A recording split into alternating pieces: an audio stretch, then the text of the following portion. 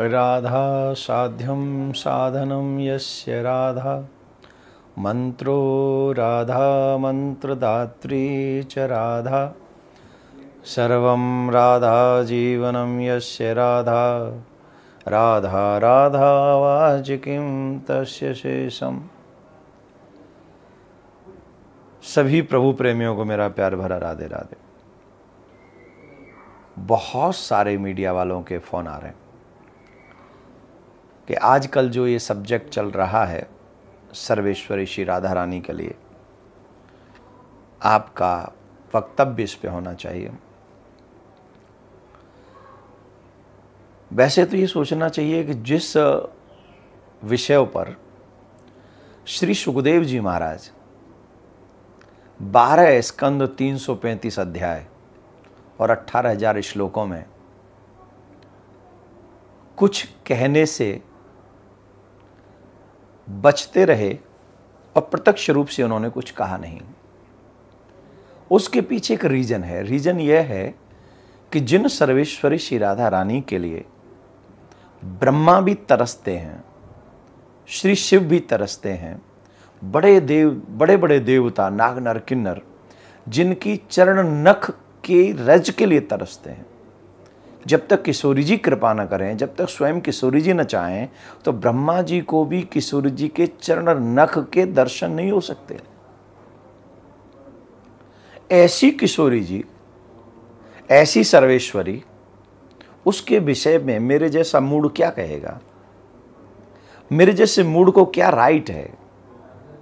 हमने ब्रज के संतों से सुना है कि कृष्ण में और राधा रानी में कोई भेद नहीं है, जैसे शरीर में और आत्मा में कोई भेद नहीं है।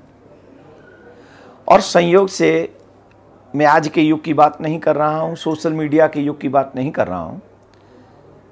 मैंने अपने बचपन में रासलीला की हुई है और उस रासलीला में बड़े बड़े विद्वानों के द्वारा वो लीला लिखी गई है और बड़े बड़े विद्वान रसिक संत उस लीला का दर्शन करने आते थे।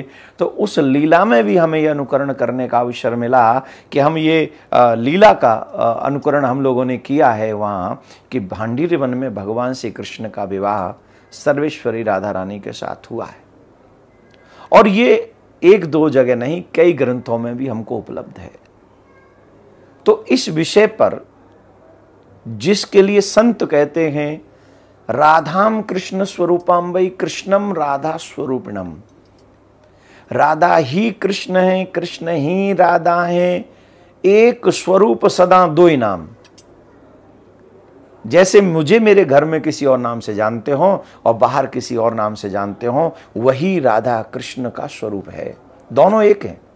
पर अब जो विषय चल रहा है, मैंने पहले ही कहा कि मेरे जैसे मूड को इस पे बोलने की कोई आवश्यकता नहीं है, पर फिर भी मैं आपको एक बात कहूं कि हमारे शास्त्रों में और हमारे कल्चर में, सनातन कल्चर में शास्त्रार्थ करने का विषय है कि अगर हमारे मन में कोई बात है, अगर कोई बात है तो हम जाके सामने बैठें और शास्त्रार्थ करें, डिबेट नहीं। सर्वेश्वरी राधा रानी डिबेट का हिस्सा नहीं हो सकती हैं। मुझे काफी लोगों ने बुलाया कि डिबेट में, मैं नहीं गया। हमारा सनातन में भी सर्वेश्वरी राधा का विषय डिबेट का विषय नहीं है। हाँ, शास्त्रार्थ करें, अब सब बैठें, शास्त्रार्थ हो, अच्छी बात है, पर डिबेट नहीं होनी चाहिए।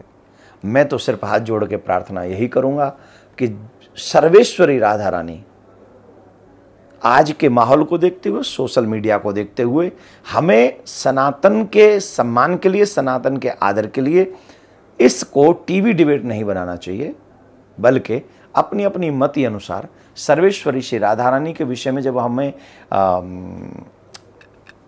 मैं तो ये कहूँगा कि जब सुखदेव जी नहीं बोले उस विषय पे, तो हम लोगों को भी बड़ी मर्यादा, क्योंकि वो इतना बड़ा तत्व है, सर्वेश्वरी राधा रानी का इतना बड़ा तत्व है, इतना बड़ा तत्व है, हम थोड़ा भी प्रयास करेंगे तो कहीं ना कहीं मिस्टेक हो जाएगी हमसे।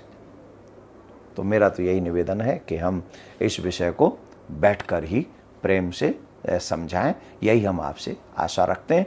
और मेरे लिए राधा रानी क्या है? मेरे लिए राधा रानी मेरे प्राण से भी ऊपर है।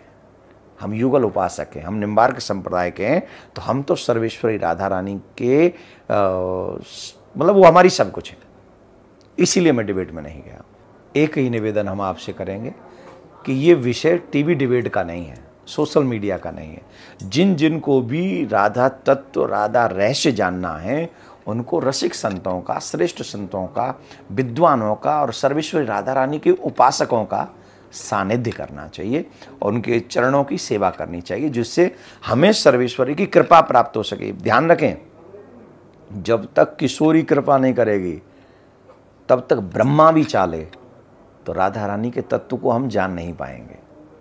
ठीक है, तो इसको टीवी डिबेट ना बनाएं, सोशल मीडिया पर इसकी डिबेट ना करें। जिन जिन को राधा तत्व जानना है वो रसिकों का संग करें। राधे श्याम।